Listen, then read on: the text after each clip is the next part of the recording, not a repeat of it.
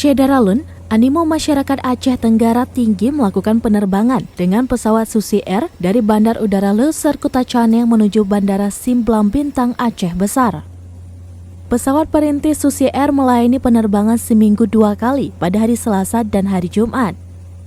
Kepala Satuan Pelayanan atau Kasatpel Bandar Udara Alas Leuser, Salim Eskom kepada seraminus.com pada Rabu 20 Juli 2022 mengatakan kapasitas penumpang pesawat Susi Air hanya 12 orang. Sementara itu yang masuk waiting list atau daftar tunggu mencapai puluhan orang.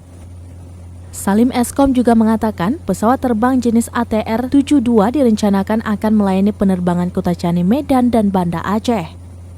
Jadwal penerbangan 4 hari dalam seminggu, penerbangan Kota Caneng Medan pulang pergi selama 2 hari dan penerbangan Kota Caneng Banda Aceh pulang pergi selama 2 hari. Hal itu dilakukan agar pesawat ATR bisa mendarat di Bandar Udara Leuser Kota Caneng.